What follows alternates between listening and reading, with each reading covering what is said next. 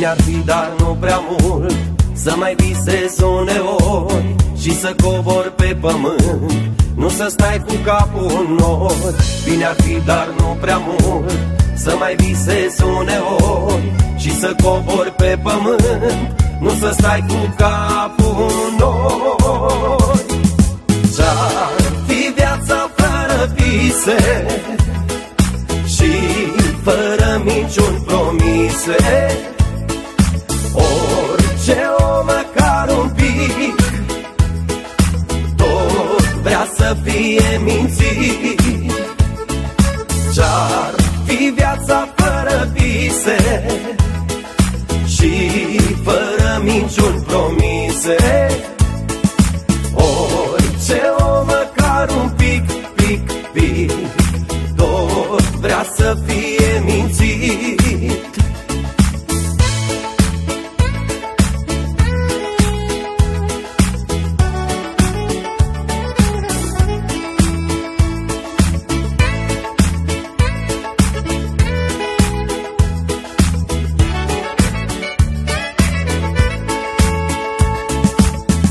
Ca fiecare om, îți mai place să te minți, că din simplu muritor peste noapte ajungi prins. Și ca fiecare om, îți mai place să te minți, că din simplu muritor peste noapte ajungi prins.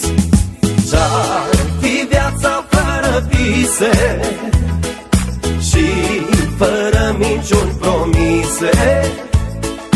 Orice om, măcar un pic, tot vrea să fie mințit. Ce-ar fi viața fără vise și fără minciuni promise? Orice om, măcar un pic, tot vrea să fie mințit.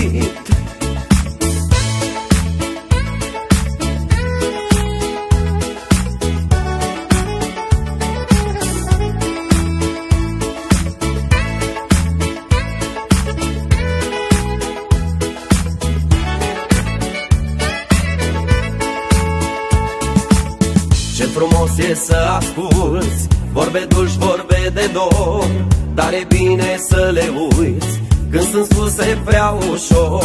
Ce frumos e să asculți vorbe dulci, vorbe de dor, dar e bine să le uiți când sunt spuse prea ușor. Ce-ar fi viața fără vise și fără minciuni promise? Orice om, măcar un pic, tot vrea să fie mințit.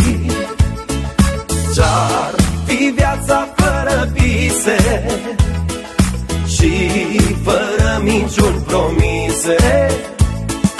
Orice om, măcar un pic, tot vrea să fie